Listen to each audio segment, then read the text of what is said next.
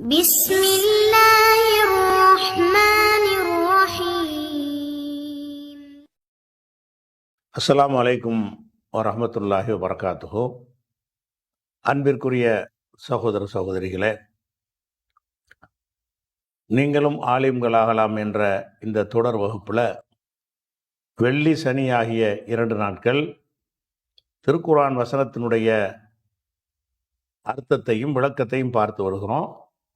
அதில் ரமலான் அடைந்து விட்டால் நோற்கட்டும் என்ற வசனத்தின் விளக்கத்தை பார்க்கும் பொழுது, நேற்றைய தினம் ஒரு நாளுடைய ஆரம்பம் என்பது மகரிபில் தான் ஏற்படுகிறது என்பதற்கு உரிய சில சான்றுகளை பார்த்தோம். அதன் தொடர்ச்சியாக மேலும் சில சான்றுகளை பாருங்க. இந்த ஹதீஸு தாரமிங்கிற நூலில் வருது. எல்லாமே சனது சரியாக உள்ளது தான், தாரமியில் வருகிறது. இது ஹதீஸ் கிடையாது, ரசூலுல்லாஹ்வுடைய சொல்லு கிடையாது. ஆனால் ஒரு கிழமை அறிந்து கொள்வதற்கு ஒரு சஹாபி சொன்னாலும் ஏற்றுக்கலாம் தானே. அந்த கிழமைன்னா எப்படி, பகல் முந்தியா இரவு முந்தியா என்று அந்த சமுதாயத்தில் எப்படி இருந்தது, அதை அறிந்து கொள்வதற்கு சஹாபாக்களுடைய கூற்று, தாபீன்களுடைய கூற்று, எந்த ஒரு அரபு சமுதாயத்திலே கூற்றையும் நம்ம ஆதாரமாக எடுத்துக்கலாம். இது சட்டத்திட்டங்களுக்கு உள்ள ஒரு விஷயத்திற்கு உள்ளதில்லை. இது இப்னு மசூதுடைய சொல்லு தான். இது இப்போ நான் சொல்ல போகிற இந்த ஒரு செய்தி இப்னு மசூத் தான் சொல்கிறாரு. இந்த வெள்ளி இரவு வியாழன் இரவுங்கிற இந்த சொல்லு எந்த அர்த்தத்தில் பயன்படுத்தப்பட்டுச்சு, அந்த காலத்து மக்கள் மகரிபு வந்த உடனே நாள் மாறிவிட்டது, தேதி மாறிவிட்டது என்று நம்பினாங்களா இல்லையா, அதுக்கு பேசுறதுனால தான் இதெல்லாம் நம்ம ஆதாரமாக காட்டுறோம். இப்னு மசூதுடைய ஒரு தொழுகை நோன்பு சட்டம் அந்த மாதிரி விஷயத்துக்கு காட்டக்கூடாது. இந்த விஷயத்துக்கு லோகத்துக்கு அகராதி அர்த்தத்துக்கு காட்டலாம். அதே மாதிரி ஒரு சொல்லுக்கு அந்த காலத்தில் என்ன மாதிரி பயன்படுத்தினார்கள் என்பதற்கு யாருடைய சொல்ல வேண்டாலும் என்ன செய்யலாம், ஆதாரமாக காட்டலாம்.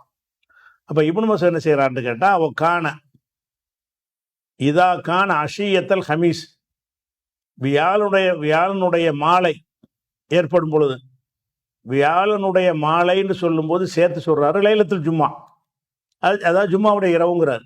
வியாழனுக்கு மாலை வெள்ளி இரவுங்கிறார். அப்போ மகரிபானவன வெள்ளியை மாறிக்கிச்சுன்னு பாருங்க. வியாழன்லாம் இருந்துகிட்டு இருக்கிறாரு. வியாழனில் இருந்துக்கிட்டு சூரியன் மறைகிற வரைக்கும் வியாழனாக இருக்கிறது. மகரிபானவன வெள்ளியாக போயிடுது. அதுதான் ரெண்டையும் இணைச்சு சொல்றாரு இப்னு மசூத் அவர்கள். மக்களுக்கு ஒரு உரை நிகழ்த்துவாங்க.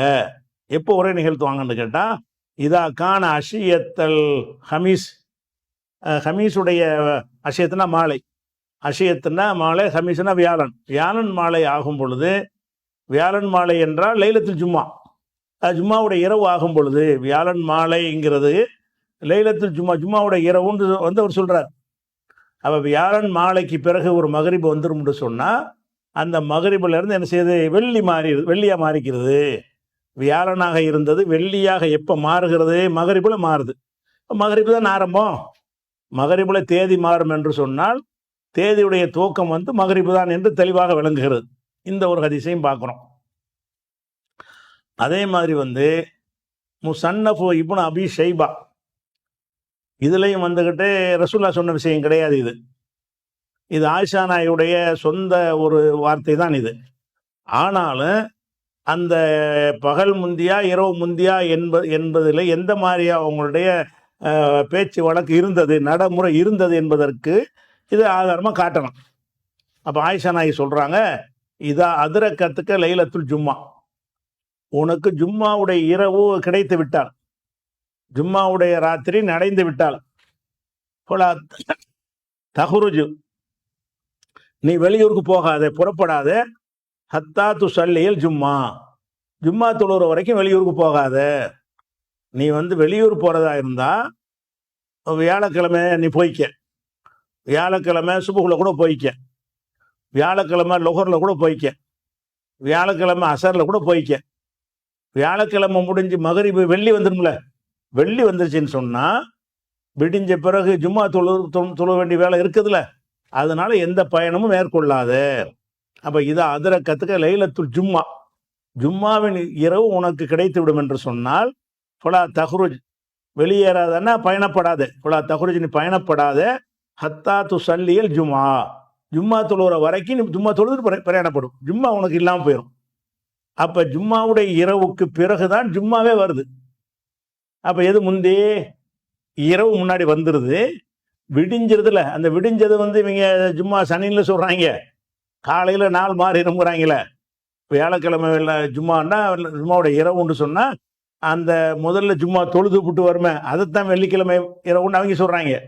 ஆனால் ஹதீஸ் என்ன பண்ணுது, நாளைக்கு வரப்போகிற ஜும்மா இருக்குதுல்ல, அந்த ஜும்மாவுக்கு முந்தி வர்ற இரவு இருக்குல்ல, அதைத்தான் வெள்ளிக்கிழமை இரவுன்னு ஹதீஸ் சொல்லுகிறது. அப்போ இதாக அதரக்கத்துக்கள் லைலத்துல் ஜும்மா, ஜும்மாவுடைய இரவை நீ அடைந்து விட்டாய் என்று சொன்னால், உலா தகுருஜ் நீ புறப்படாத, ஹத்தா துசல்லியில் ஜும்மா தொழுகிற வரைக்கும் புறப்படா. அப்போ ஜும்மாவுடைய ராத்திரி அடைஞ்சிட்டா, விடிஞ்சவன ஜும்மாவுடைய பகலை நீ அடைந்து விடுவாய், மத்தியானம் ஆனவன ஜும்மாவுடைய தொழுகை நேரத்தை அடைந்து விடுவாய். அதை தொழுது விட்டு நீ வெளியூருக்கு போ.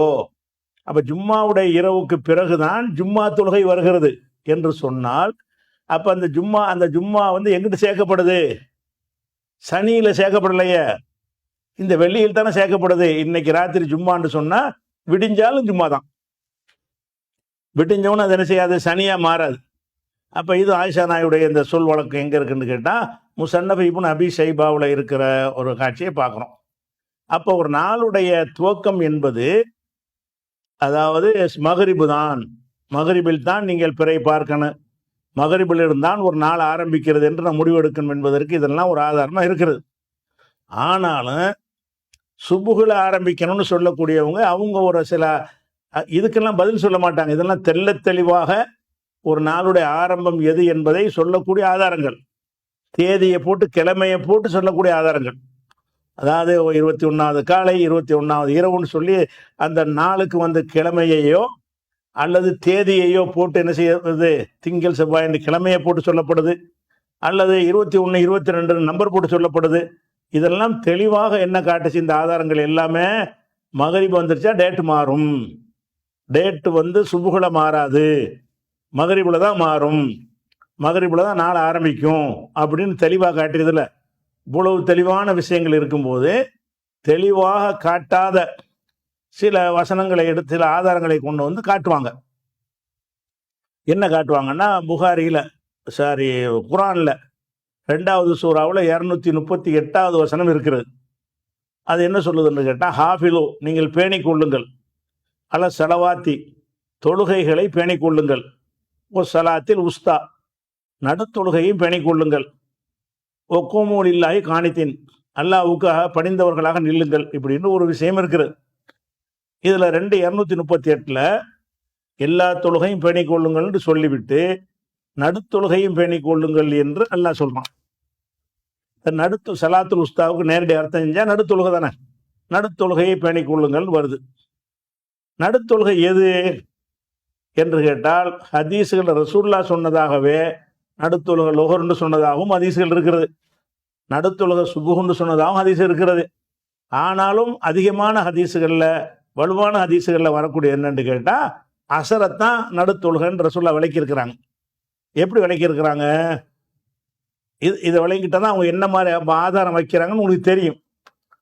அதாவது புகாரில் 4533வது ஹதீஸ், அதில் என்ன வருதுன்னு கேட்டால், ரசூலுல்லாவுடைய காலத்தில் அகழ் யுத்தம்னு ஒரு யுத்தம் நடக்கிறது.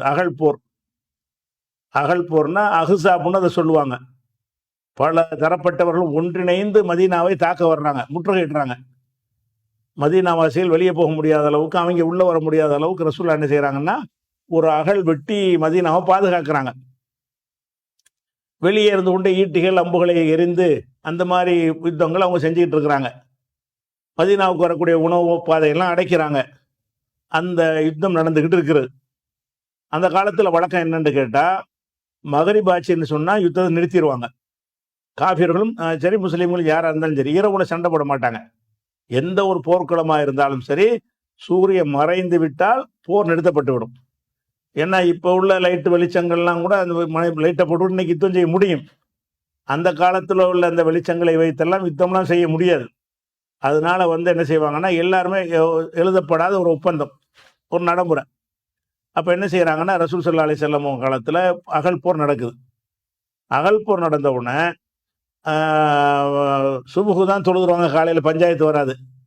லொஹர் அசர் தான் அந்த யுத்தம் நடக்கும்போது தொழ வேண்டிய தொழுகையாக வரும். மகரிப் வந்துருச்சுன்னா அது இரவா போயிடும், போர் நடக்காத நேரம். சுபுகளையும் போர் நடக்காது, சுபுகை ஒழுங்காக தொழுதுருவாங்க. லொஹர் அசரை பொறுத்த வரைக்கும் போர் செஞ்சுக்கிட்டு இருக்கிற ஒரு நேரம். அந்த நேரத்தில் ஒதுக்கி என்ன செய்யணும்? தொழுவணும். போர் ரொம்ப உக்கிரமா போச்சுன்னு வைங்க, சமயத்தில் தொழுவ முடியாமல் கூட போயிடும். அப்படி இந்த அகல் போர் பல நாள் நடந்துச்சு. அதில் ஒரு நாள் என்ன நடக்குதுன்னு கேட்டால், ஹபசூனா, இந்த எதிரிகள் நமக்கு தடுத்து விட்டார்கள், அன் சலாத்தில் உஸ்தா, நடுத்தொழுகையை தடுத்து விட்டார்கள், ஹத்தா காபத்தி சம்சு, சூரிய மறைகிற வரைக்கும் தொழாமல் தடுத்து விட்டாங்க. சண்டை நடந்துக்கிட்டே இருக்குது. அசர் வந்துருச்சு, தொழுவணும். ஆனால் அவன் அம்பு எடுத்து ஏவிக்கிட்டு இருக்கிறான், நம்ம பதிலடி கொடுத்துக்கிட்டு இருக்கிறோம். தொழுகைக்கு நேரம் ஒதுக்க முடியலை.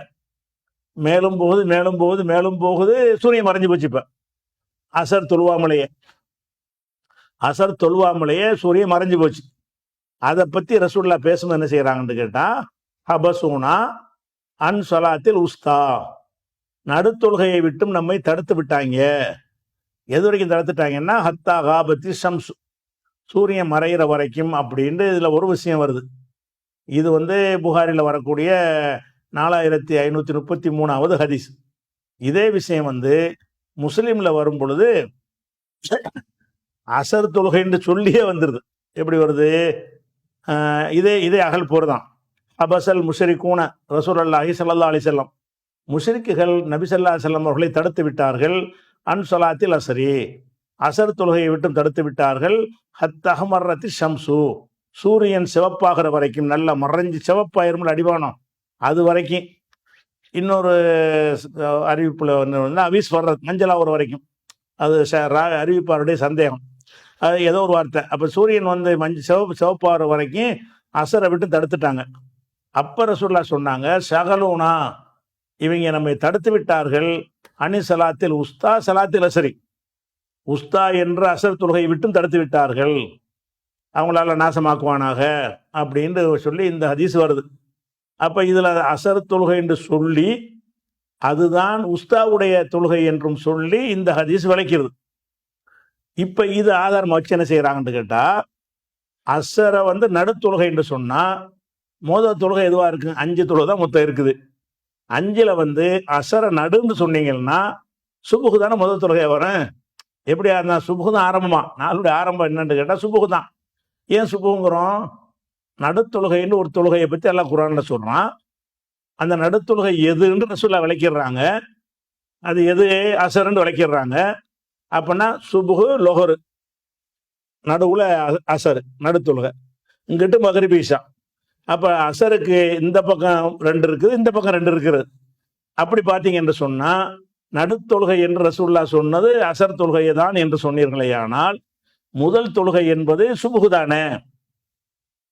அப்போ ஒரு நாளுடைய ஆரம்பம் சுபுகு தானே அப்படின்னு என்ன செய்கிறாங்க? ஒரு வார்த்தை வைக்கிறாங்க. இது நாளுடைய ஆரம்பம் சுபுகுங்கிற அர்த்தத்தை தருமா, அல்லது தொழுகையில் ஆரம்பமானது சுபுகுன்னு தருமா? நாளுடைய ஆரம்பம் சுபுகு என்று சொல்வதற்கு இல்லைங்கிறதுக்கு நிறைய ஆதாரங்கள் தெளிவாக நம்ம காட்டிட்டோம். மகரிப் தான் நாளுடைய ஆரம்பம்னு சொல்லியே என்ன இருக்குது, விளக்கத்தை நம்ம ஹதீஸுகளில் பார்த்துட்டோம்.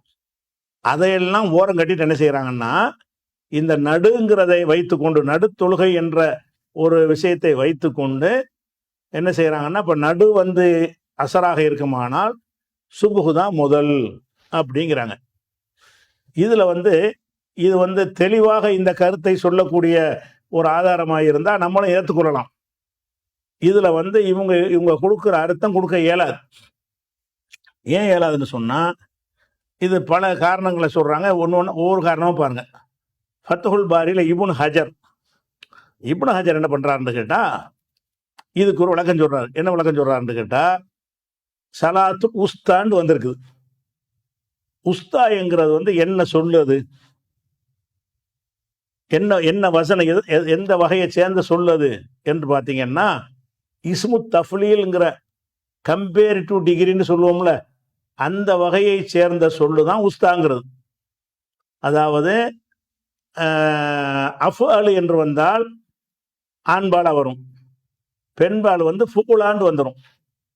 இப்போ கபுர, அதுல அக்பர், இது இஸ்மு தஃப்லீல். இந்த அக்பருக்கு பெண்பால் என்ன? குபுரா. அந்த மாதிரி குபுரா ஃபுலான்னு மாற்றிட்டா என்னவாயிரும்? அது இஸ்மு தஃப்லீல் ஆயிரும். அப்ப இஸ்முத் தஃப்லீல் முதல்ல அவர் என்ன சொல்றாருன்னு கேட்டா, இந்த உஸ்தாண்ட நடுத்தொழுகைன்னு அர்த்தம் செய்யறாங்க. அப்படி எல்லா இடத்துலையும் செய்யக்கூடாது.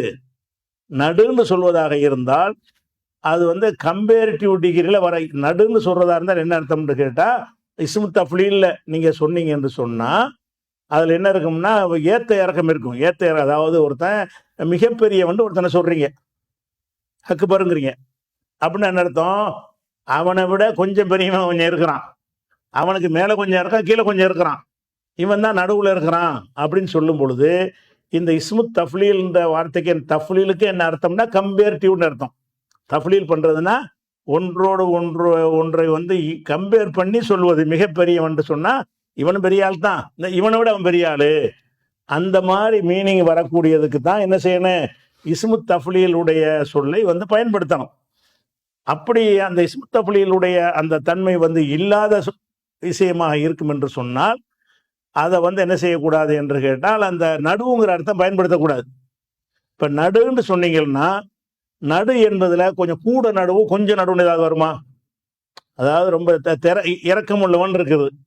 இந்த இறக்கம் உள்ளவன் என்கிற தன்மை வந்து ரொம்ப இறக்கம் உள்ளவன், அதுக்கடுத்து இறக்கம் உள்ளவன், அதுக்கடுத்து இறக்கம் உள்ளவன், அதோட கம்மியா உள்ளவன், இப்படின்னு சொல்லி ஒரு இரக்கம் உள்ளவன் அப்படிங்கிற மிக இரக்கமானவன் என்று ஒருத்தனுக்கு சொல்வதாக இருந்தால், அரகம் என்று ஒருத்தனை பற்றி சொல்வதாக இருந்தால் அவனுக்கு வந்து இறக்க குணம் வந்து ஜாஸ்தியா இருக்கிறது, அவனை விட இவனை விட அவனை விட எல்லாத்தையும் விட ஜாஸ்தியா இருக்குன்னு அர்த்தம். அப்படி கம்பேர் பண்ணின விஷயங்கள் அர்த்தம் இருந்தா மட்டும்தான் அதை வந்து இஸ்முத் தஃப்லீல பயன்படுத்தணும். இஸ்முத் தஃப்லீலுடைய அர்த்தமாக நீங்க பயன்படுத்தணும். இந்த இடத்துல இது என்ன வந்து அவர் சொல்றாரு, இப்னு ஹஜருடைய வாசகம், இது என்னுடைய வாசகம் கூட இல்லை. ஹிய இந்த உஸ்தா என்பது தனீசுல் அவுசத்தி, அவுசத் என்கிற சொல்லின் பெண்பால். எப்படி அக்பர் என்பதற்கு குபுரான்னு சொல்றோமோ, அசுகர் என்பதற்கு சுகுரான்னு சொல்றோமோ, அஹ்மர் என்பதற்கு ஹும்ரா என்று சொல்றோமோ, இதே மாதிரி என்ன செய்யறது, எல்லா அஃஆல் என்கிற அமைப்புல வந்தாலேயே அது வந்து அதனுடைய பெண்பால் வந்து உஸ்தான்னு வரும். அவுசத்து உஸ்தா, ஆம்பளைக்கு சொன்னா அவுசத்து, பொம்பளைக்கு சொன்னா உஸ்தா. ஒல் அவுசத்து, அவுசத்து என்று சொன்னால் அல் அஅதலு மின் குல்லி ஷைஇன், ஒவ்வொன்றிலிருந்தும் மேலானது. ஆதல் என்றால் மேலானது. அவுசத்துங்கிற வார்த்தைக்கு வந்து இந்த நடுவில் உள்ளதுங்கிற அர்த்தம் நீங்க செய்யக்கூடாது. மேலானதுன்னு அர்த்தம் செய்யணும். ஒலைசல் முராது பிஹி, இதுக்கு அர்த்தம் கிடையாது. அத்த வசுத்து பைன செய்யினி, ரெண்டுக்கு மத்தியில உள்ள நடுவுல உள்ள ஒன்றுன்னு அர்த்தம் கிடையாது. இங்கிட்டு ரெண்டு அங்கிட்டு ரெண்டு நடுவுல இருக்குது அப்படின்னு அர்த்தம் கிடையாது. மேலானது என்றுதான் அர்த்தம் செய்யணுங்கிறார். மேலானதுன்ற அர்த்தம் தான் கொடுக்கணும். ஏன்னா இஸ்முத் தஃப்லீல்னு வந்துட்டாலே என்ன அர்த்தம் கொடுக்கணும்னு கேட்டா, நடுவுல உள்ளது என்பதுங்கிறது இந்த மேல் கீழுங்கிறத காட்டாதுல. 3 விரல் இருக்கு, நடுவுல உள்ளதுங்கிறோம். நடுவில் உள்ளது நடுவுல அளவுதான் இது. ஆனா மிக பெரியதுன்னு சொன்னீங்கன்னா சிறியது இருக்குன்னு அர்த்தம் வரும். மிக இறக்கம் உள்ளவன் சொன்னா கொஞ்சம் இறக்கம் உள்ளவன் அர்த்தம் வரும். அது மாதிரி ஒரு கருத்தை சொல்லக்கூடிய விஷயமா இருந்தா தான் இஸ்முத் தஃப்லீல வந்து நீங்க கருத முடியும். அப்படி இல்லாம இருந்துச்சுன்னு சொன்னா நடுவுல இருக்கிறது, ரெண்டுக்கு மத்தியில உள்ள நடுவுல உள்ளது என்ற அர்த்தம் கொடுப்பீர்களே, ஆனால் அந்த அர்த்தம் இருக்குன்னா அதுக்கு வந்து அவுசத்து உஸ்தான்னு பயன்படுத்தக்கூடாது. ஏன் பயன்படுத்தக்கூடாது? அவர் என்ன செய்யறாருன்னா அவுசத்தி, உஸ்தா என்பது வந்து சலாத்துல் உஸ்தான் தானே அந்த வசனத்துல வருது. அது அவுசத்து என்கிற வார்த்தையின் பெண்பால். ஒல் அவுசத்து, அவுசத்துடைய அர்த்தம் அல்ல ஆழ்தாலும் மின் குல்லி ஷைஇன், ஒவ்வொன்றினும் மேலானது. மேலானதுங்கிற 5 தொழுகையில மேலான தொழுகைன்னு தான் அர்த்தம் செய்யணுங்கிறார். நடுத்தொழுகைன்னு அர்த்தம் செய்யக்கூடாது. நடுங்கிறது ஒரு கம்பேர் பண்ற விஷயம் இல்லை. நடுன்னு அர்த்தம் செய்யற அந்த கம்பேர் பண்ற விஷயமா அது? நடுவில் உள்ளவன்னா நான் அதை கம்பேர் பண்ண முடியுமா? நடுவில் இருக்க அவ்வளவுதான். 3 பொருளுக்கு நடுவில் இருக்க அவ்வளவுதான். ஆனா கம்பேர் எதுல பண்ணுவோம்? ஒரு தன்மையில தான் கம்பேர் பண்ணுவோம். ரொம்ப கோபக்காரன் அப்படின்னா கொஞ்சம் கோபக்காரன், அதுக்கு மேல கோபக்காரன், அதுக்கு மேல கோபக்காரன், அதுக்கு கீழே கோபக்காரன், பல தரப்பட்டவங்களும் இருப்பாங்க. இவ்வளவுலையும் கம்பேர் பண்ணி பார்த்து இருக்கிறதுல இவன் தான் மேலு அப்படிங்கிற அர்த்தத்துக்கு தான் என்ன செய்வாங்கன்னா இஸ்முத் தஃப்லீல்ங்கிற ஒரு அர்த்தத்தை பயன்படுத்துவாங்க. இந்த இடத்துல அந்த இஸ்முத் தஃப்லீலா பயன்படுத்தி இருக்கிற காரணத்தினால், இந்த இடத்துல அவுசத்துங்கிற வார்த்தையை பயன்படுத்திய காரணத்தினால், அதனுடைய பெண்பாலாகிய உஸ்தாங்கிறத பயன்படுத்த காரணத்தினால் நடுங்கிற அர்த்தம் கொடுக்காதீங்க. நடுவுல என்ன தஃப்லீல் இருக்கிறது, நடுங்கிறதுல என்ன கம்பேர் பண்றது என்ன இருக்கிறது, இது ரெண்டுக்கு நடுவில் அது இருக்குன்னா அதுல என்ன கம்பேர் என்ன இருக்குது, அது உயர்வை தாழ்வு எதையும் காட்டாத. அதனால இஸ்மு தஃப்லீல்ல சொல்லிட்ட காரணத்தினால மேலானது அர்த்தம் செய்யணுங்கிறார். அதான் சொல்றார் ஒல் அவுசத்து, நடுவில் உள்ளது என்பதற்கு அவுசத்துக்கு என்ன அர்த்தம் என்று கேட்டால் அல் அஅதலு மின் குல்லி ஷைஇன், ஒவ்வொன்றிலும் மேலானது என்று அர்த்தம். அப்ப தொழுகைகளை பேணிக் கொள்ளுங்கள், மேலான தொழுகையும் பேணிக் கொள்ளுங்கள். நடுத்தொழுகை அர்த்தம் செய்யறது தப்புங்கிறார். நடுத்தொழுகைங்கிறதுல தஃப்லீல் இஸ்மு தஃப்லீல் வரலையே. அது நடுத்தொழுகை என்பதுல வந்து மிக நடுவில் உள்ளது, கொஞ்சம் நடுவில் உள்ளதுன்னு இப்படி ஏதாவது சொல்ல முடியுமா? நடுன்னா ஒண்ணுதான், ஒண்ணுதான் இருக்கு, ஒண்ணுதான் இருக்குமே தவிர அதுக்கு மேல கீழே ஒண்ணுலாம் இருக்காது. அப்படி இருக்கும் பொழுது நடுத்தொழுகைங்கிற அர்த்தம் இப்படி இல்லை செய்வீங்க. இஸ்மு தஃப்லீல் வரை வந்திருக்கிறது. இஸ்மு தஃப்லீலுடைய அர்த்தம் கொடுக்கிறதாக இருந்தால் மிக மேலானதுன்னு சொல்லுங்க, மிக கீழானது இருக்கும், கொஞ்சம் மேலானதெல்லாம் இருக்கும். அப்ப இந்த சலாத்தில் உஸ்தா என்பதற்கு வந்து நீங்க இஸ்மு தஃப்லீல் வசன்ல அது இருக்கிறது. கம்பேரிட்டிவ் டிகிரிங்கிற ஒரு அடிப்படையில் அந்த வார்த்தை அமைந்திருக்கிறது. அப்ப கம்பேர் பண்ணக்கூடிய அர்த்தம் தான் அது கொடுக்கணும். நடுங்கிறது கம்பேர் பண்றது கிடையாது. மேலானது, மிக மேலானது கம்பேர் பண்ணு சொல்லலாம். கம்பேர் பண்ணி சொல்லும் போது இவன் மிக மேலானவன், மிக கீழானவன் என்று ஒரு தன்மையை சொல்லும் பொழுதுதான் இந்த மிக என்று போட்டு சொல்ல முடியும். நடு என்று சொன்னீங்கன்னா அதுல எங்க தஃப்லீல் இருக்குன்னு கேட்கிறாரு. தஃப்லீல்னா கம்பேர் பண்றது எங்க இருக்குது, அங்க நடுதான், அவ்வளவுதானே. அப்ப நடுங்கிற ஒரு அர்த்தத்தான் சொன்னமே தவிர அதுக்கு கீழே உள்ளது கொஞ்சம் நடுவு 3 இருக்கு, அதுல நடுவுன்னா இது கொஞ்சம் நடுவுன்னு சொல்லுவீங்களா? சொல்ல மாட்டீங்க தானே. அதனால நடுங்கிற அர்த்தம் நீங்க கொடுக்காதீங்க. என்ன நடுங்கிறது இது இஸ்ம் தஃப்லீல் அல்லாஹ் போட்டிருக்கிறான். தஃப்லீல் போட்டா என்ன அர்த்தம்னா மேலானது அர்த்தம் கொடுத்துருங்க. அப்ப இஸ்மு தஃப்லீலுடைய அர்த்தம் அப்பதான் மேட்ச் ஆகும். இதெல்லாம் அகராதியில இருக்கிறத ஆய்வு செஞ்சு தேடி எடுத்து தாக்க அவர் சொல்றாரு. அப்ப ஒல் அவுசத்து, அவுசத்துங்கிறதுக்கு அர்த்தம் என்னவென்றால், ஒல் அவுசத்துனா மானல் அவுசத்தின்னு வச்சுக்கணும். அவுசத்துக்கு அர்த்தம் என்னவென்று சொன்னால் அல் அஅதலு மின் குல்லி ஷைஇன், ஒவ்வொன்றிலிருந்து மேலானது, உயர்வானது என்று அர்த்தம். உலைசல் முராது பிஹி, முராதுனா கருத்து, இதற்கு கருத்து கிடையாது. அத்த வஸ்து பயண செய்யனே, ரெண்டுக்கு மத்தியில் நடுவில் உள்ளது அர்த்தம் கிடையாது. ஏன்னு கேட்டால் அன்ன ஃபூலா, ஃபூலா என்கிற அமைப்பு, ஃபூலாங்கிற அமைப்பு சொல்றாரு. உஸ்தாங்கிறது எந்த ஃபூலா மாதிரி தானே இருக்குது இல்லை. அன்ன ஃபூலா, ஃபூலா என்கிற வசன் இருக்கிறத மஅனாஹா, அதனுடைய அர்த்தம் அத்தஃப்லீலு, கம்பேர் பண்ணுவதாகும். ஒன்றை விட ஒன்றை ஒப்பிட்டு பார்த்து உயர்த்தி சொல்லுதல், ஒப்பிட்டு பார்த்து உயர்த்தி சொல்வதற்கு பேர் தான் தஃப்லீல். அப்ப என்ன ஃபௌலா, ஃபௌலா என்பது மஅனாஹா, அதனுடைய அர்த்தம் வந்து அத்தஃப்லீலு, ஒன்றை விட ஒன்றை உயர்த்தி காட்டுவதாகும். ஒலா எம்பனீலி தஃப்லீலி, அதாவது தஃப்லீல் செய்வதற்கு பொருத்தமாக ஆகாது. இல்லாமா யக்பலு ஜியாதத்த ஒன் நுப்ஸ, கூடுதல் குறைவு என்பதை எது ஏற்றுக்கொள்ளுமோ அதில் தான் இஸ்மு தஃப்லீல் வரணும். கூட குறையங்கிறது இருந்தா தான் இது ரொம்ப கூட, இது ரொம்ப கஞ்சின்னு வரும். நடுங்கிறத வச்சுக்கிட்டு என்ன செய்யும், நடுநிலை ஒண்ணுதான். அது ரொம்ப நடுவு கொஞ்சம் நடுவுன்னு சொல்ல மாட்டாங்க. அப்ப இஸ்மு தஃப்லீல் என்பது என்ன ஃபூலா என்பது மானாக தஃப்லீலு, அதனுடைய அர்த்தம் வந்து தஃப்லீல், கம்பேர் பண்ற தன்மையில் இருக்க வேண்டும். ஒலா எம்பனி, ஏற்படாது. இன்பனாண்டா உண்டாக்குனான், இன்பனாண்டா உண்டாகும். ஒலா என்பனின்னா உண்டாகாது. லி தஃப்லீலி, தஃப்லீலுக்கு வந்து உருவாக செய்யாது. இல்லாமா யக்பலு ஜியாதத்த ஒன் நுக்சான், கூடுதல் குறை. ஜியாதத்தனா கூடுதல், நுக்சான்னா குறைவு. கூடுதல் குறைவை எது ஏற்றுக்கொள்ளுமோ அந்த சொற்களுக்கே தவிர வேற சொற்களுக்கு தஃப்லீல் எடுக்கக்கூடாது, தஃப்லீல் வராது. அப்ப இங்க என்ன ஒல் வஸ்து, அப்ப இந்த இடத்துல வஸ்துக்கு என்ன அர்த்தம்னு கேட்டா பிமானல் ஹியார், சிறந்தது என்கிறது அர்த்தம். ஒல் அத்லி, மேலானது என்று ஒரு அர்த்தம். அப்ப யக்பல் ஹுமாபி அப்படின்னு சொல்லணும். இப்ப என்னன்னு கேட்டா இவங்க நடுத்தொழுகைன்ற அர்த்தம் வந்து அந்த வசத்தான நடுவில் அமைந்தாண்ட அர்த்தம் இருக்குது. அந்த அர்த்தத்தை வச்சுக்கிட்டு சலாத்துல் உஸ்தாங்கிறதுக்கு நடுத்தொழுகை என்று எல்லாரும் அர்த்தம் செஞ்சிடுறீங்க. அது கிராமர் படி தப்பு. ஏன்னா உஸ்தா என்பது வந்து இஸ்மு தஃப்லீல். அது இஸ்மு தஃப்லீல் என்பது நடுங்கிற அர்த்தத்துக்கு இஸ்மு தஃப்லீல் மேட்ச் ஆகாது. இஸ்மு தஃப்லீல் வர்றதா இருந்தால் அது வந்து ஒரு தன்மையை குறிக்கக்கூடியதாக இருக்கும், சிறப்பை குறிக்கக்கூடியதாக இருக்கும். அந்த மாதிரி உள்ளதா இருந்தால் தான் அதை வந்து அந்த உஸ்தாங்கிற வசனில் ஔசத்து உஸ்தாங்கிறத பயன்படுத்த முடியும்.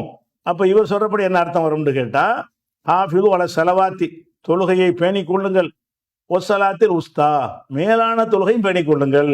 நடுத்தொழுகை கிடையாது. ஏன் நடுத்தொழுகை இல்லைங்கிறாரு? இந்த உஸ்தா வந்து இஸ்முத்தஃப்லி, அதையும் கவனிக்க மாட்டேங்கிறீங்க. இஸ்முத்தஃப்லீல்ங்கிறது வந்து மேலானது உயர்வானதுங்கிற அந்த அர்த்தம் தரக்கூடிய சொல்லிலிருந்து தான் உருவாக்கப்படும். நடுங்கிற சொல்லிலிருந்து என்ன செய்ய முடியாது, அதை தஃப்லீல் பண்ணி எடுக்க முடியாது அப்படின்னு சொல்லி அவர் என்ன செய்கிறாருன்னு கேட்டால், ஃபத்துல் பாரியில ஒரு விளக்கத்தை அவர் தருகிறார். சரியான விளக்கமாக இருக்கிறது. அது போக அப்ப இதை கொண்டுட்டு ஒரு நாளுடைய ஆரம்ப சுபங்களாமா? நாளுடைய ஆரம்ப மகரிபுங்கிறதுக்கு முன்பு ஆதாரம் இருக்கிறது. அசர் தொழுகை தான் உஸ்தா தொழுகைங்கிறது நமக்கு மாற்றுக்கிறது கிடையாது. உஸ்தாவுக்கு நடுன்னு அர்த்தம் செஞ்சதுதான் தப்பு. உஸ்தாங்கிறது வந்து இஸ்மு தஃப்லீல் இல்லாம பயன்படுத்துச்சுன்னு சொன்னா அப்ப என்ன செய்யலாம்? நடுங்கிற அர்த்தம் கொடுத்துட்டு போங்க. இஸ்மு தஃப்லீல் இல்லாத அந்த சொல்ல வந்துச்சுன்னு சொன்னா, ஔசத்து உஸ்தான்னு வந்துருச்சுன்னு சொன்னா அதுல வந்து மேலானது என்று தான் என்ன செய்யணும், கொடுக்க வேண்டும். உதாரணமா வந்து நீங்க வந்து ஏழைகளுக்கு கஃபாரா கொடுக்கும்போது உணவு கொடுக்க சொல்றான்ல, அதை சொல்லும்போது எப்படி சொல்லுவான்னு கேட்டா, மின் ஔசத்தி மா துத்தழிமுன் அகலிக்கும், உங்கள் குடும்பத்திற்கு உணவாக வழங்குவீர்கள்ல அதுல ஔசத்தானதை கொடுங்கள்ங்கிறான். இதே வார்த்தை தான். உஸ்தாவுடைய முதக்கர் தான் ஔசத்துங்கிறது. அப்ப கொடுக்குற உணவுல நடுவுல இருக்குமா, அதை கொடுங்கன்னு அர்த்தமா, நடுத்தரமானது கொடுத்தமா? ஔசத்துங்கிறது நடுத்தரமானது. கீழ்த்தரம் மேல்தரம் நடுத்தரம் இருக்கும்ல, அப்படி அர்த்தம் கொடுத்தா தான் இஸ்மு தஃப்லீல். அப்ப குர்ஆன்ல ஔசத்துங்கிற வார்த்தை வருது. ஔசத்துன்னு சொன்னா 3 மூட்டை அடிக்கிறதுக்கு நடு மூட்டையில் உள்ளது கொடுங்கன்னு அர்த்தமா? அது கொடுக்காது. அது நடுங்கிறது அது ஒரு மீனிங்கே கிடையாது. ஔசத்துன்னு என்ன அர்த்தம்? 1ஆம் நம்பர் அரிசி வச்சிருப்பீங்க, 2ஆம் நம்பர் அரிசி வச்சிருப்பீங்க, 3ஆம் தரத்துல ஒரு அரிசி வச்சிருப்பீங்க, நடுத்தரமானது 2ஆம் நம்பர், அதை கொடுங்க அப்படின்னு அர்த்தம் வரும். அப்ப ஔசத்துக்கு என்ன அர்த்தம்னு சொன்னா நடுத்தரமானது. நடுத்தரம்னு சொல்வது வந்து நடுவை காட்டாது. நடுத்தரமானதுங்கிறது 3க்கு நடுவுல இருக்கிறத காட்டாது. அதை தரத்தினுடைய குவாலிட்டியை தான் காட்டும். அதுக்கு மேல ஒரு உயர்வானது ஒன்று இருக்கிறது, அது கீழே மட்டமானது ஒன்று இருக்கிறது, இது நடுத்தரத்தில் உள்ளது. இதே ஔசத்து தான் குர்ஆன்ல வருகிறது. இப்னு ஹஜர் சொல்ற மாதிரி தான் அந்த வார்த்தை குர்ஆன்ல என்ன செய்கிறது, பயன்படுத்தப்பட்டு வருகிறது. அதனால இதை வச்சுக்கிட்டு சுபுஹ் தான் ஆரம்பம்னு சொல்வார்களே, ஆனால் அவங்க இஸ்மு தஃப்லீல் நஹு சர்ஃப்லாம் சரியாக படிக்கல என்பது விளங்கி விடுகிறது. இதுல அந்த கிர்மானின்னு ஒருத்தர் இருக்கார். அவர் என்ன செய்யறாருன்னு கேட்டா, இது என்னடா நாளுடைய ஆரம்பத்தை சுபுகுங்கிற மாதிரி வருது, அசரப்பை இப்படி நடுத்துலகன்னு சொல்றது அப்படின்னு அவர் சிந்திச்சு பார்த்து அவர் ஒரு விளக்கத்தை சொல்லியிருக்கிறார். அவர் என்ன சொல்றாருன்னு கேட்டா, தொழுகை நடுத்தொழுகை அர்த்தம்னே அவர் செய்யறார். செஞ்சுட்டு தொழுகை கடமையாக்குன அடிப்படையில் பார்த்தீர்கள் என்று சொன்னா அசர் தான் நடுத்தொழுகை. ஏன்னா ராத்திரி மேராஜுக்கு போயிடுறாங்க, இரவுல எல்லாம் கடமையாக்கிட்டான், இரவுல கடமையாக்கிட்டு வரும்போது சுபுக ஆயிடுது. அப்ப சுபுக தான் முதல் தொழுகை கடமையாக்குன வகையில். இன்னும் ஹைசுல் உஜூபுங்கிறார். கடமையாக்குன விதத்தில் பார்த்தீர்கள் என்று சொன்னா ஃபர்ஸ்ட் முஸ்லிம்களுக்கு கடமையாக்குனது வந்து சுபுகு தான், 2வது தான் லுஹரு, 3வது தான் அசரு, 4வது தான் மகரிபு. கடமையாக்குன வரிசைப்படி பார்த்தால் நடு என்று அர்த்தம் கொடுக்கலான்னு அவர் சொல்றாரு. அதை விட இப்னு ஹஜர் சொல்வது மேலானதா இருக்கிறது. நடுவே கிடையாது. என்ன நடுத்தொழுகைங்கிற ஒரு கருத்தை சொல்லுவாங்க. தொழுகையுடைய சிறப்பை எல்லாம் பேசுறான். சிறப்பை பேசும்போது நடுவுல ஒன்று இருப்பதனால் அதுக்கு சிறப்பாயிருமா? ஒரு 5 பேர் இருக்கிறாங்க, அது நடுவுல இருக்கான் ஒருத்தன், அவன் சிறந்தவனா? 3 பேர் இருக்கிறாங்க, அதில் ஒரு நடுவுல ஒருத்தன் இருக்கிறான், அதனால சிறந்தவனாயிருவானா? அப்ப சிறப்பித்து சொல்லக்கூடிய விஷயமா இருந்தால் சிறப்பான தன்மை உள்ளது தான் சொல்லுவாங்க. அதனால வந்து சலாத்துல் உஸ்தாங்கிறது நடுத்தொழுகை பேணிக்கொள்ளுங்கிறது அது வந்து கிராமர் படி சரியான அர்த்தம் கிடையாது. மேலான தொழுகை பேணிக்கொள்ளுங்கள், அசரை 5 தொழுகையும் பேணிக்கொள்ளுங்கள், ஒரு சலாத்தில் உஸ்தா மேலான தொழுகை பேணிக்கொள்ளுங்கள் தான் என்ன செய்யணும், அதுக்கு அர்த்தம் கொடுக்கணுங்கிறாரு. அப்ப இது வந்து அடிபட்டு போயிடுது அவங்க சொல்லக்கூடியது. இது வந்து சுபுகு ஆரம்பம் என்பதற்கு இது பிரதானமான ஆதாரமா காட்டுவார்கள். அது பிரதானமான ஆதாரமாக இது என்ன செய்யாது, அமையாது. அடுத்து பாருங்க, இன்னொரு ஹதீஸை பாருங்க, இதையும் காட்டுவார்கள். புகார்ல 5204வது ஹதீஸ் என்ன செய்யறான்னு கேட்டா, லா எஜ்லிது அகதுக்கும் இம்ராத்தஹு, ஒரு மனிதன் தன் மனைவியை ஜல்தல் அபுதி, ஒரு அடிமையை அடிப்பதை போல் அடித்து விட வேண்டாம். ஏன்னா சும்மா பிறகு யுஜாமியுஹா, அவள்கிட்ட வந்து இணைவான் ஆஹிரில் யௌமி, அன்றைக்கு கடைசியில, அன்றைய நாளின் கடைசியில அவரோட நான் சேருவான். அடிச்சுட்டு என்ன போய் சேரப்போற இல்லை அப்புறம் அடிக்கிற போட்டு மனைவி அடித்து விடுகிறான். பிறகு அன்று இரவு அவன் என்ன செய்கிறான், அன்று இறுதியில் அவளோட இல்லறம் உடல் உறவு கொள்கிறான். இப்படிலாம் இருக்கக்கூடிய நேரத்தில் எதுக்கு அவனி நீ அடிக்கிற, மனைவி எதுக்கு அடிக்கிற அப்படின்னு சொல்றாங்க. இதுல இருந்து என்ன செய்யறாங்கன்னா ஒரு வாதம் வைக்கிறாங்க. அன்றைய நாளின் இரவில் இறுதின்னு வருதுல, அன்றைய நாளின் இறுதினா என்ன அர்த்தம்? பகல் அடிச்சு விட்டான், ராத்திரில மனைவி விட்டு சேர்றான். அந்த ராத்திரியை அன்றைய நாளின் கடைசின்னு தான் அந்த ஹதீஸ் சொல்லுகிறது. பகல் அடிச்சு விட்டாங்க, மகரிபான நாள் மாறிடுமே, அன்றைய நாள் வராதுல. பகல் நுகர்ல போட்டு அடிக்கிறான், அடிச்சு விட்டு மகரிபானோன்னு சேர்றான். சேர்ந்தான்னா இப்ப அதே நாள்ல சேர்றானா அடுத்த நாள்ல சேர்றானா? மகரிபு தான் நாளுடைய ஆரம்பம்ன்ற கருத்து பிரகாரம் பார்த்தீங்கன்னா மறுநாள் தானே சேர்றான். ஆனா அன்று கடைசின்னு வருது. அப்படி வர்றதுனால அப்ப ரசூல் ஸல்லல்லாஹு அலைஹி வஸல்லம் அவர்கள் இந்த பகலுக்கு பிறகு மகரிபு வரும்ல, அந்த மகரிபை முதல் தேதியில் தான் சேர்க்கிறார்கள்னு ஒரு வாதம் வைக்கிறாங்க. இது எதனால வைக்கிறாங்கன்னு கேட்டா, இந்த இல்லற வாழ்க்கை நடத்துற விஷயம் இருக்குதுல்ல, இது நம்ம நாட்டு வழக்கத்துல வந்துக்கிட்டு அது ராத்திரில தான் முடிவு பண்ணி வச்சு விட்டாங்க. அந்த ஒரு காரணத்தினாலதான் இவங்களுக்கு சிந்தனை இப்படி போகுது. இது என்ன செய்யுது, அன்றைய கடைசின்னா அசரும் அன்றைய கடைசி தான். காலையில் அடிச்சு விட்டு அசர்லையும் போய் சேருவார்கள். அப்ப அது அடுப்பரங்கர்கள் இருந்தா கூட கனவு நிலைத்தால் செல்லட்டும்லாம் இருக்குதுல்ல, அந்த உணர்வு வரும் பொழுது அது இரவுல தான் இருக்கணும், அது இஷாவுக்கு பிறகுதான் அப்படிங்கிற சட்டம்லாம் மார்க்கத்துல கிடையாது, அன்றைய சமுதாயத்திலையும் கிடையாது. அதனால அன்றைய கடைசின்னு தானே வருது. அன்றைய கடைசின்னா அசருன்னு அன்னைக்கு அடிச்சுவிட்டு அன்னைக்கு கடைசியில் போய் சேராதன்று ராத்திரியில் போய் படுக்கும்போது தானே என்ன படுத்தல் என்பது ராத்திரிக்கு தானே ஆக்கிட்டான். மார்க்கத்தில் அப்படி இல்லை. அன்றைய சமுதாயத்தில் நடைமுறையில அப்படி கட்டாயம் கிடையாது. அதனால தான் அடுப்பங்கரையில் சமையலில் இருந்தால் கூட கணவன் அழைத்தால் ஒரு மனைவி அதுக்கு இனங்கட்டும்னு சொல்றாங்களே. அப்படின்னா பகல் வேலையெல்லாம் அதெல்லாம் பகல் வேலையிலையும் செய்யலாம்னு தானே விளங்குது. இதுக்கு விளக்கமாக இன்னொரு ஹதீஸ்ல இதுக்கு பதிலாக தெளிவாக வந்துடுது. முஸ்னதுல் ஹுமைதியில என்ன வருதுன்னு கேட்டா, அதாவது இதே விஷயத்தை சொல்றாங்க. யாமிது அகதுக்கும் இளமுராத்திகி, ஒரு மனுஷன் தன் மனைவியை நாடி போய் எல்ரி புகா லர்பல் அபுதி, அடிமையை போல் அடிக்கிறான். சும்மையு ஆணி குகா, பிறகு அவளை கட்டி அணைக்கிறான். மின் ஆஹிரி நகாரி, பகலின் கடைசியிலன்னு வருது. அந்த நாளுடைய கடைசிங்கிறது பகல் தான், ராத்திரில இல்லை. காலையில் போய் அடிக்கிறான், பகலின் கடைசியில்னா மகரிபுக்கு முன்னாடி. மகரிபுக்கு முன்னாடி போய் கட்டி பிடிக்கிறான். என்னடா போட்டு அடிக்கிறீங்கன்னு கேட்குறாங்க. அதனால அன்றைய நாளின் கடைசி என்று சொல்வது மகரிபுக்கு முந்தி உள்ளதைத்தான் குறிக்குமே தவிர, மகரிப் ஆச்சுன்னா அடுத்த நாள் அது ஆயிரும். அடுத்த நாளை பத்தி அந்த ஹதீஸ் பேசல என்பதற்கு இந்த ஹதீஸ் விளக்கமா இருக்கு. ஆஹிரு நகாரின் போட்டாங்கல்ல, அன்றைய பகலின் கடைசியில், பகலின் கடைசியை தானே சொல்கிறது. அப்ப காலையில் அடிச்சு விட்டு சாயந்தரத்துக்கு போய் சேர்றேங்கிறாங்க. அப்ப ரெண்டும் ஒரே டேட்ல தான் இருக்கு. மகரிப் ஆனதான் டேட் மாறும். அதனால இதுவும் என்ன செய்யாது, அவங்களுக்கு ஆதாரமா நிற்காது. அப்ப இது குறித்த இந்த வசனம் குறித்த கூடுதல் விவரங்களை இன்ஷா அல்லாஹ் நம்ம என்ன செய்வோம், அடுத்தடுத்த வாரங்கள்ல பார்ப்போம். அஸ்ஸலாமு அலைக்கும்.